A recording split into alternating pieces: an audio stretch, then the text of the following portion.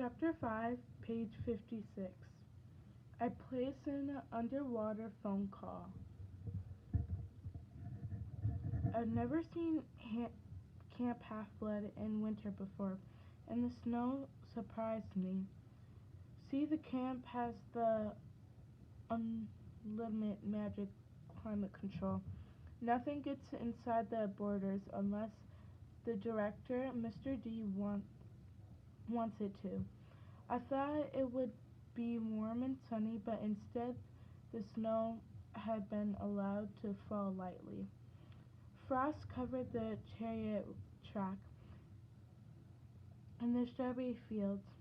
The cabins were decorated with tiny flickering lights like Christmas lights, except they seemed to be balls of real fire. More lights glowed in the woods, and weirdest of all, a fire flickered in the attic window of the big house. When the oracle dwelt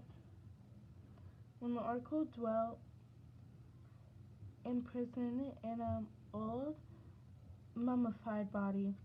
I wondered if the spirit of Delphi was roasting marshmallows up there or something.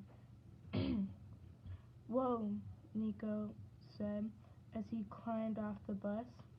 Is that a climbing wall? Yeah, I said. Where's the lava pouring down it? Little extra challenge.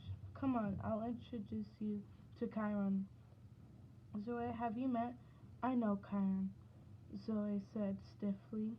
Tell him we will be in cabin 8. Hunters, follow me. I'll show you the way, Grover offered. We know the way.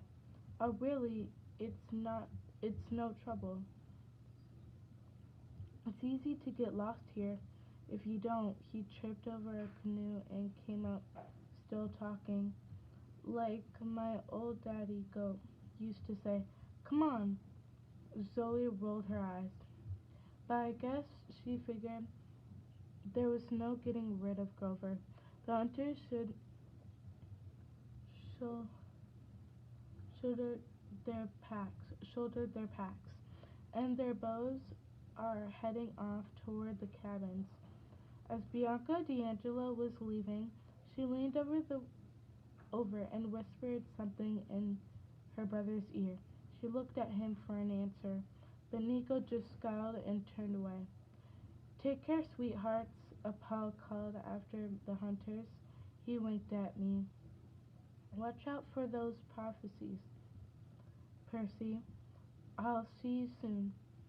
What do you mean? Instead of answering, he hopped back in the bus. Later, Thalia, he called, and, be good. He gave her a wicked smile, as if he knew something she didn't. Then he closed the doors and revved the engine. I turned aside as the sun chariot took off in a blast of heat. When I looked back, the lake was steaming. A red Maserati soared over the woods, glowing brighter and climbing higher until it disappeared in a ray of sunlight. Nico was still looking grumpy. I wondered what his sister had told him. Who's Chiron? He asked. I don't have his figurine. Our activities director, I said. He's, well, you'll see. If those hunter girls don't like him, Nico grumbled, that's good enough for me. Let's go. The second thing that surprised me about camp was how empty it was. I mean, I knew most half-bloods only trained during the summer. Just the year-rounders would be here. The ones who didn't have homes did the ones who didn't have homes to go to, or would get attacked by monsters too much if they left. But there didn't even seem to be many of them either. I spied Charles Beckendorf from the Hephaestus cabin, stalking the forge outside the camp armory. The The Stoll brothers, Travis and Connor, from the Hermes cabin, were picking the lock on the camp store. A few kids were a few kids from the Aries cabin were having a snowball fight with the wood nymphs at the edge of the forest. That was about it. Even my old rival from the Aries cabin, Clarice, didn't seem to be around. The big house was decorated with strings of red and yellow fireballs that warmed the porch but didn't seem to catch any anything on fire. Inside flames crackled in the hearth. The air smelled like hot chocolate. Mr. D, the camp director, and Kyra were playing a quiet game of cards in the parlor. Khan's brown beard was shaggier for the winter. His curly hair and brown had grown a little longer. He wasn't posing as a teacher this year, so I guess he could afford to be casual. He wore a fuzzy sweater with a hoof print design on it, and he had a blanket on his lap that almost hid that almost hid his wheelchair completely. He smiled when he saw us. Percy, Thalia. Ah, and this must be Nico D'Angelo, I said. He and his sister are half-bloods. Karen breathed a sigh of relief. He succeeded then. Well, his smile melted. What's wrong? And where is Annabeth? Oh dear, Mr. D said in a bored voice. Not another one lost. I've been trying to not pay attention to Mr. D, but he was kind of hard to ignore in his neon orange leopard skin warm-up suit and his purple running shoes. Like Mr. D had ever run a day in his immortal life. A golden laurel wreath was tilted sideways on his curly black hair, which must have meant he won the last hand of cards. What do you mean? Thalia asked. Who else is lost? Just then, Grover trotted into the room, grinning like crazy. He had a black eye and red lines on his face that looked like a slap mark. The hunters are all moved in. Karen frowned. The hunters, I see we have much to talk about. He glanced at Nico. Grover, perhaps you should take our young friend to the den and show him our orn- orientation film. But, oh right, yes sir. Orient- orientation film? Nico asked. Is it G or PG? 'Cause Bianca is kinda strict. It's PG-13, Grover said. Cool. Nico happily followed him out of the room.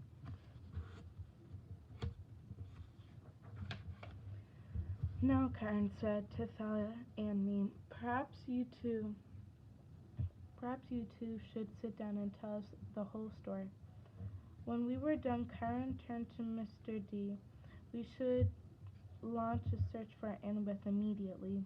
I'll go, Thalia. I'll go, Thalia and I said at the same time. Mr. D stiffened. Certainly not. Thalia and I both started complaining, but Mr. D held up his hand. He had the purplish, angry fire on his eyes that usually meant something bad and godly was going to happen if we didn't shut up. For the From what you have told me, Mr. D said, we have broken even on his escape. We have re- regrettably lost Annabeth, I snapped. She'd gone to camp since she was 7, and still Mr. D pretended not to know her name. Yes, yes, he said, and you procured a small annoying boy to replace her. So I see no point risking further half-bloods on a ridiculous rescue. The possibility the possibility is great that this Amy girl is dead. I wanted to strangle Mr. D. It wasn't fair. Zeus had sent him here to dry out camp director for 100 years. It was meant to be a it was meant to be a punishment for Mr. D's bad behavior on Olympus, but it ended up being a punishment for all of us.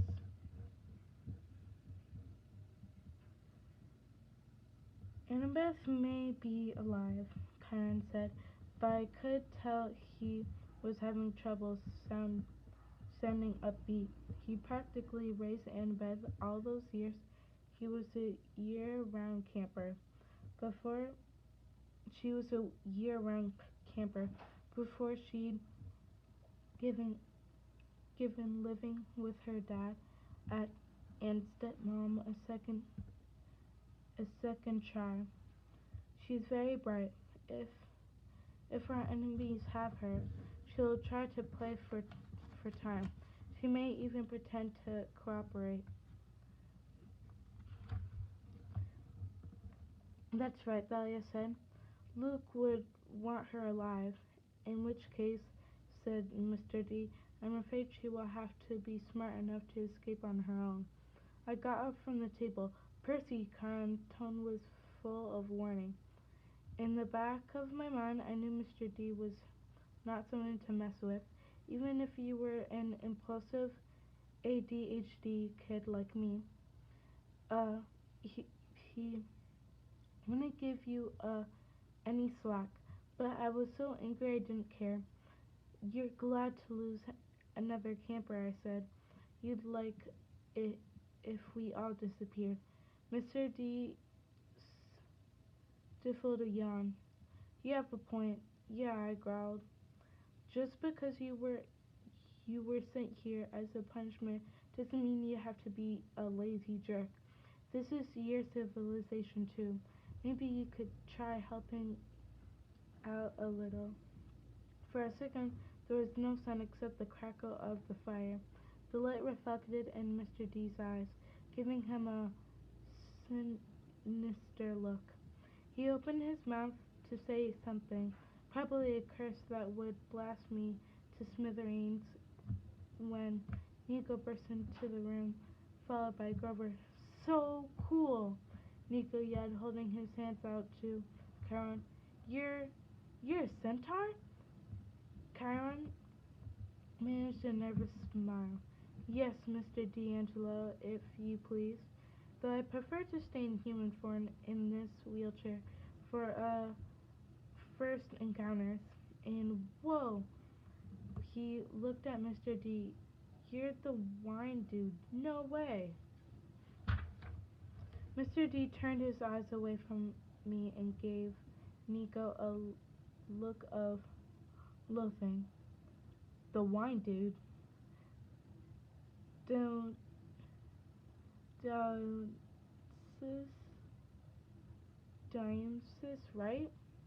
Oh wow, I've got your figurine, my figurine, and my name, Miss Magic, and a whole foil card too. And even though you you've only got like 500 attack points and everybody thinks you're the lamest god card, I totally think your powers are sweet. Uh, Mr. D seemed truly perplexed, with probably which probably saved my life. Well, that's ratifying, Percy. Karen said quickly.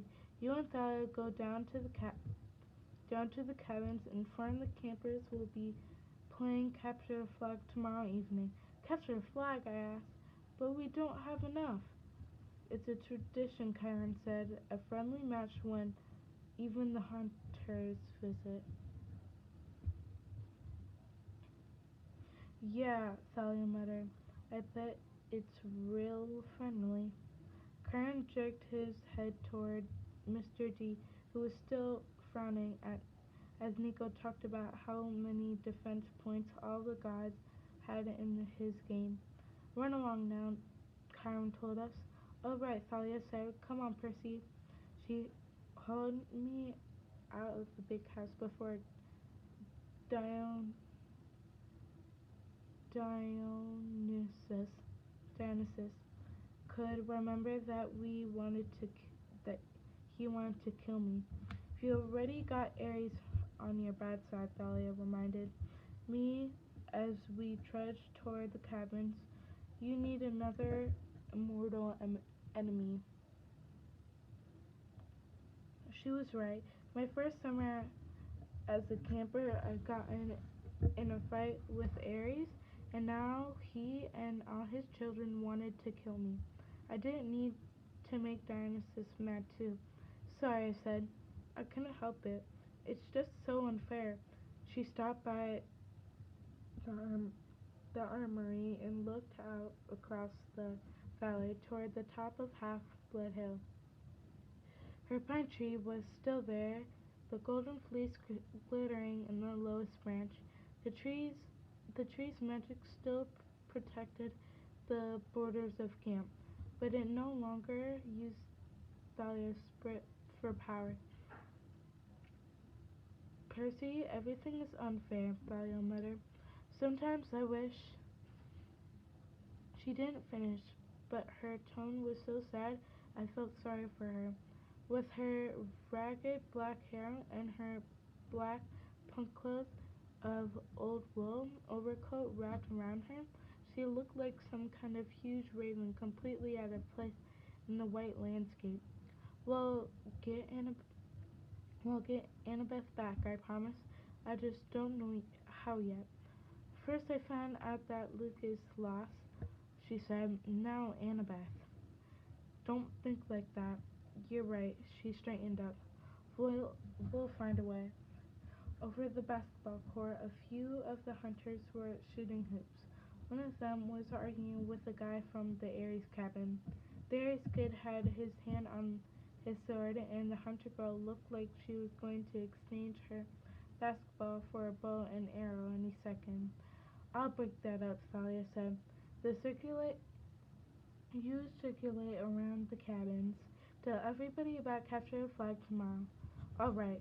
You should be team captain."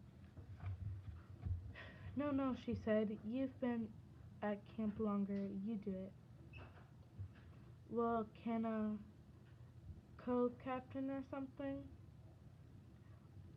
She looked about as comfortable with that as I felt, but she nodded. As she headed for the court, I said, "Hey, Thala." "Yeah?" "I'm sorry about what happened at Westover. I should have waited for you guys." "It's okay, Percy. I probably would have done the same thing." She shifted from foot to foot, like she was trying to decide whether or not to say more. She You know, you asked about my mom, and I kind of snapped at you. It's just, I went back to find her after 7 years, and I found out she died in Los Angeles. She, um, she was a heavy drinker, and apparently she was out driving late one night about 2 years ago, and Bella blinked hard. "I'm sorry." "Yeah, well, it's not like we were ever close. I ran away when I was 10. Best 2 years of my life when I was running around with Luke and Annabeth. But still, that's why you had trouble with the sun van." She gave me a wary look. "What do you mean?" "The way you stiffened up. You must have been thinking about your mom not wanting to get behind the wheel." I was sorry I'd said anything. The expression was dangerous close to Zeus. The one time I seen him get angry, like a minute her eyes would shoot a million volts. "Yeah," she muttered. "Yeah, that must have been it." She trudged off toward the court. When the Ares camper and the hunter were trying to kill each other with a sword and a basketball, the cabins were the weirdest collection of buildings you've ever seen. Zeus and Hera's big white column buildings, cabins 1 and 2, stood in the middle with 5 gods. They all make a U around the central green and the barbecue hearth. I made I made the rounds telling everybody about capture the flag. I woke up some Aries kid from his midday nap and he yelled at me to go away. When I asked him where Khalees was, he said, "Went on a quest for Chiron. Top secret. Is she okay?" Haven't haven't heard from her in a month. She's missing in action. Like your butt's gonna be if you don't get out of here. I decided to let him go back to sleep. Finally, I got to cabin 3, the cabin of Poseidon. It was a low gray building from sea stone with shells and coral fossils imprinted in the rock. Inside, it was just as empty as always, except for my bunk. A minotaur horn hung on the wall next to my pillow. I looked I took Annabeth's basketball cap out of my backpack and set it on my nightshade. I gave it to her when I found her. I gave it to her when I found her, and I would find her. I took off my wristwatch and activated the shield. It it creaked noisily as it sprawled out. Dr. Thorne's spikes had dented the brass in a dozen places. One gash kept the shield from opening all the way so it looked like a pizza with two slices missing. The beautiful metal pictures from my brother he crafted when all when we were all banged up. And the picture of me and Annabeth fighting the Hydra. It looked like a meteor had made a crater in my head. I hung the shield on its hook next to the Minotaur horn, but it was painful to look at now. Maybe Beckendorf from the Hephaestus cabin could fix it for me. He was the best armor smith in the camp. I'd ask him at dinner. I was starting I was starting no, I was staring at the shield when I noticed a strange sound, water gurgling, and I realized there was something new in the room. At the back of the cabin was a big basin of gray sea rock, with a spout like the head of a fish carved in stone. Out of this, out of its mouth burst a stream of water, a saltwater spring that trickled into the pool. The water must have been hot because it sent mist into the cold winter air like a sauna. It made the room feel warm and summery, fresh with the smells of the sea. I stepped up to the pool. There was no note attached or anything, but I knew it could only be a gift from Poseidon. I took I looked into the water and said, "Thanks, Dad." The firstest rippled at the bottom of the pool. Coins shimmered a dozen or so golden drachma. I realized that the fountain was for it was a reminder to keep in touch with my family. I opened the nearest window and the wintry sunlight made a rainbow in the mist. Then I fished a coin out of the hot water. "I was so goddess of the rainbow," I said, "accept my offering." I tossed the coin into the mist and it disappeared. Then I realized I didn't know who to contact first. My mom? That would have been the good son thing to do, but she wouldn't be worried about me yet. She was she used to she she was used to me disappearing for days or weeks at a time. My father? It had been way too long, almost 2 years since I actually talked to him. But could you even send an iris message to a god? I never tried. Would it make them mad? Like like a sales call or something? I hesitated. Then I made up my mind. "Show me Tyson," I requested, "at the fortress of the Cyclops." The mist shimmered and the image of my half-brother appeared. He was surrounded in fire, which would have been a problem if he weren't a cyclops. He was bent over an anvil, hammering a red-hot sword blade. Sparks flew and flames swirled around his body. There was a marble-framed window behind him, and out. It looked onto dark blue water, the bottom of the ocean. Tyson, I yelled. He didn't hear me at first because of the hammering and the roar of the flames. Tyson! He turned, and his one enormous eye winded. His face broke into a crooked yellow grin. Percy! He dropped the sword blade and ran to me, trying to give me a hug. The vision blurred and I instinctively back, lurched back. Tyson, it's an Iris message. I'm not really here. Oh, he came back into view, looking embarrassed. Oh, I knew that, yes. How are you? I asked. How's the job? His eye lit up. Love the job. Look, he picked up the hot sword blade with his bare hands. I made this. That's really cool. I wrote my name on it. Right. I wrote my name on it right there. Awesome. Listen, do you talk to Dad much? Tyson's smile faded. Not much. Daddy is busy. He was worried about the war. What do you mean? Tyson sighed. He stuck the sword blade out the window when it made a cloud of boiling bubbles. When Tyson brought it back in, the metal was cool. Old sea sprints making trouble. I gasped. Oh, see, those guys? I sort of knew what he was talking about. He meant the immortals who ruled the oceans back in the days of the Titans. Before the Olympians took over, the fact that they were back now with the Titan Lord Kronos and his allies gaining strength was not good. Is there anything I can do? I asked. Tyson shook his head sadly. We are arming the mermaids. They need 1,000 more swords by now. He looked at his sword blade and sighed. Old spirits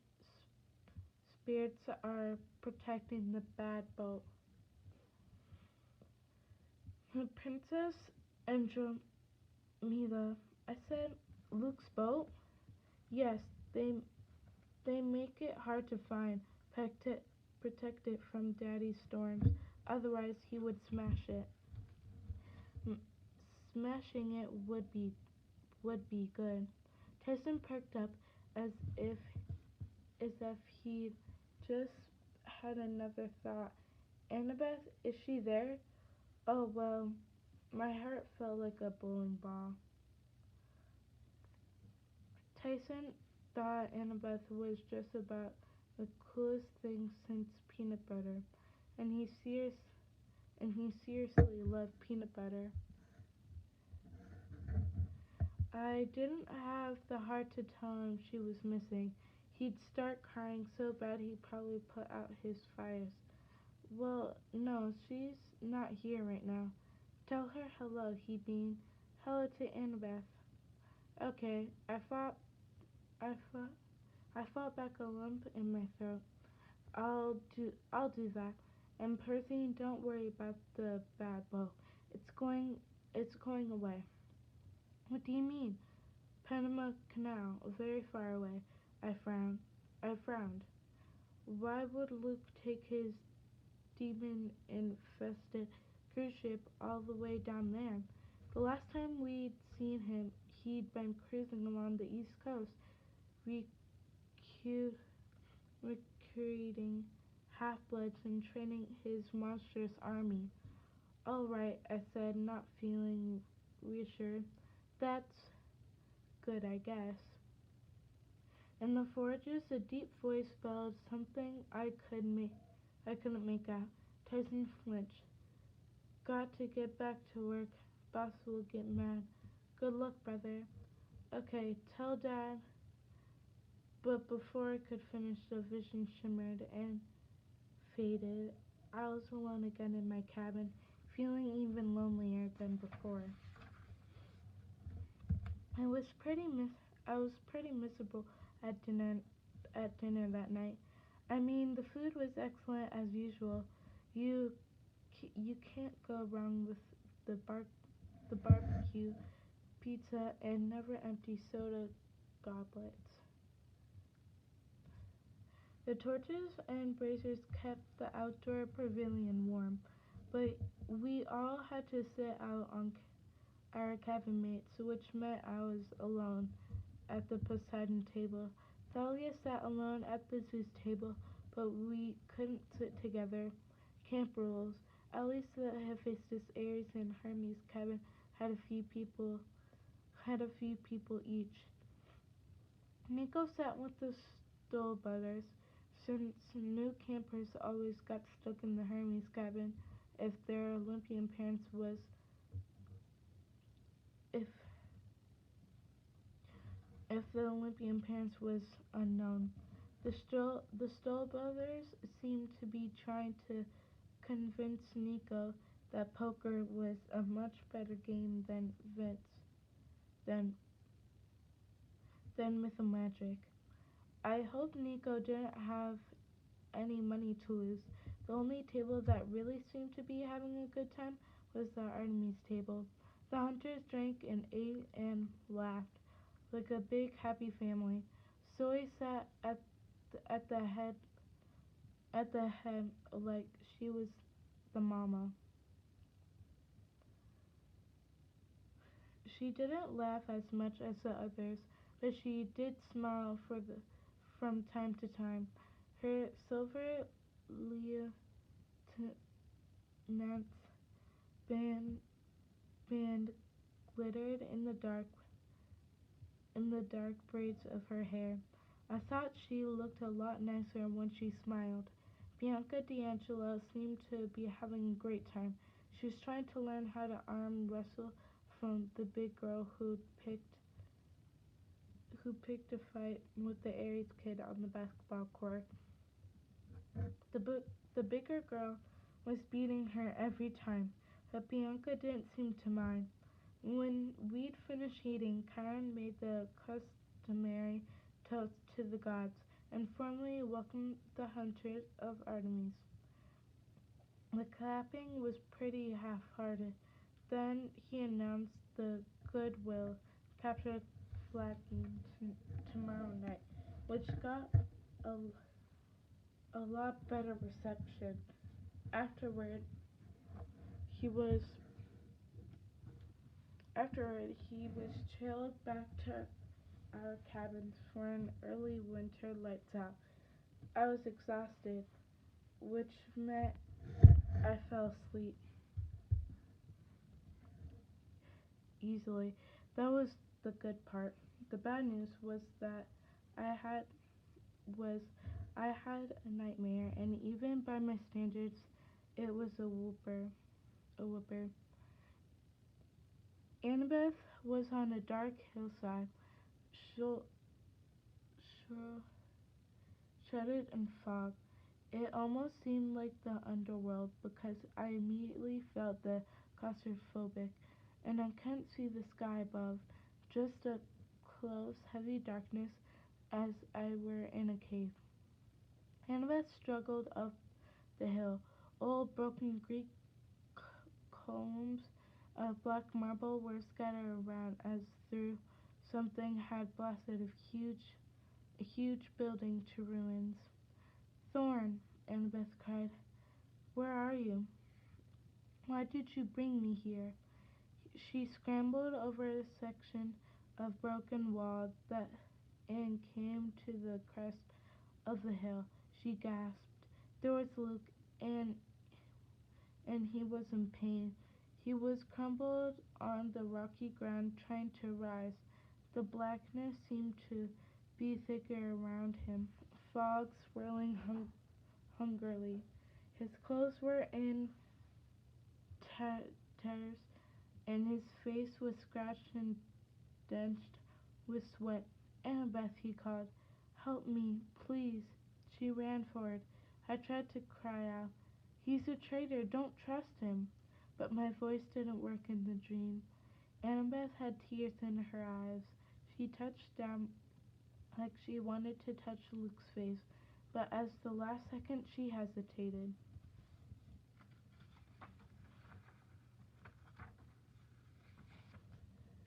"What happened?" she asked. "They left me here," Luke groaned. "Please, it's killing me."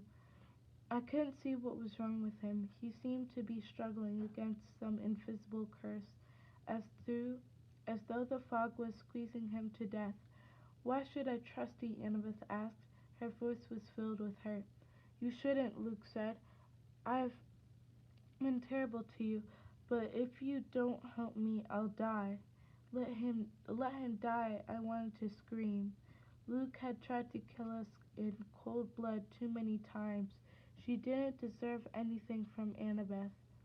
Then the darkness above Luke began to crumble like a cavern roof in an earthquake.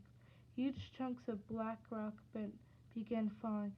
Annabeth rushed in just as a crack appeared and the whole ceiling dropped. She held it somehow. Tons of rock. She kept it from collapsing on her and Luke. Just with her own strength, it was impossible.